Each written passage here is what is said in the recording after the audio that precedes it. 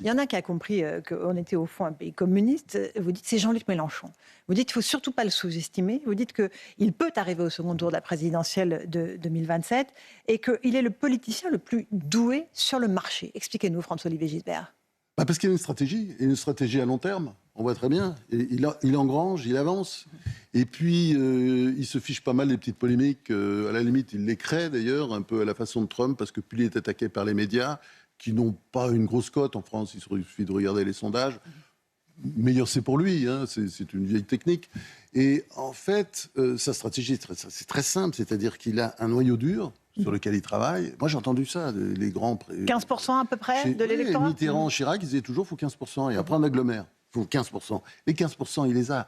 Et c'est les islamo-gauchistes, ce sont les enfants gâtés, vous savez, tous ces gens... Les bogos, vous les appelez les bogos. Oui, souvent qui sont un peu ratés, bourgeois de gauche, qui ont du fric et qui en veulent à la terre entière parce que finalement, ils ont fait des études à la con et qui n'ont pas de travail vraiment intéressant. Et il y a une sorte d'aigreur et de ressentiment. Ils jouent là-dessus, quoi. Ils jouent sur les ressentiments, ils jouent sur l'islamisme, et puis il agglomère tout ça. Et puis le jour venu, vous verrez, il va tendre la main à la droite, aux patriotes, voilà, aux souverainistes. Enfin, il va faire peut-être un petit numéro avec Dominique Villepin, et puis Dominique de Villepin, puis on va emballer tout ça. Donc c'est un véritable danger, vous dites, pour la France. Ah ben bien sûr, oui, bien sûr. Je pense que non, mais l'idée, vous savez, c'est étrange. Les médias n'apprennent jamais. C'est-à-dire, ils expliquent toujours Mélenchon, c'est fini. Vous avez des grands papiers, des livres d'ailleurs qui expliquent que c'est fini régulièrement. Mais non, ça tient toujours. Ouais. Ça marche parce que il sait où il va. C'est-à-dire qu'il construit, il a son bloc, et après, vous verrez,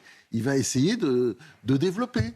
Et ça peut marcher. Alors, je ne dis pas qu'il peut gagner la présidentielle. Non, mais il peut être au second tour. Mais il peut être au second tour, et là, peut-être construire quelque chose pour après. Vous voyez, parce que après le second tour, vous savez bien, hein, quand on a un peu d'expérience, il y a un troisième, il y a un quatrième tour. Qui peut être dans la rue. Hein. Oui, ça peut aller dans la rue, on ne sait pas. Enfin bref, voilà. Donc l'histoire n'est pas finie. D'accord. Et qu'est-ce qu'il y a en face? Qui peut s'opposer à lui? On évoque beaucoup Édouard Philippe.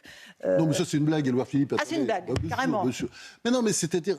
Pourquoi? J'ai traité un jour d'ectoplasme, mais parce que c'est quelqu'un, il faut bien voir la politique qu'il a fait.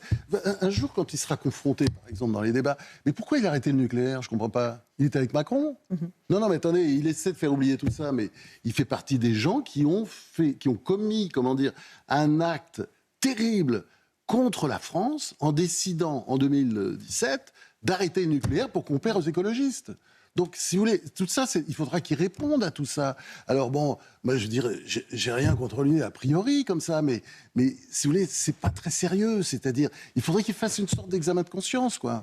Un droit ce qu'il n'a pas fait, parce que il peut dire oui, il aime plus Macron, parce qu'évidemment, il va pas mettre l'étiquette Macron, le petit chapeau, les petits oriflammes Macron pour se faire élire président de la République. Ça, il a compris, ça le fera pas. Mais il pourrait aussi faire son examen de conscience. Il y a aussi la droite qui est divisée comme jamais. François-Olivier Gisbert, la machine à perdre est enclenchée pour vous, à droite? Bah oui, c'est très compliqué parce que il y a déjà la candidature d'Édouard Philippe, il y a Bruno Retailleau, il y a Gabriel Attal, il y a David Lisnard. Je sais pas, il y a quelque chose qui cloche là. Il faudra qu'ils se mettent d'accord. Donc, l'idée d'une primaire n'est pas si sotte, hein, qui pourrait être remportée par quelqu'un. Ça serait la solution, vous pensez, ouais. Oui, je pense que c'est une bonne solution. C'est une bonne solution parce que l'idée, ou alors mais d'avoir vraiment une règle entre eux, c'est-à-dire que il faut que les sondages, en octobre, disons, à ce moment-là, décident.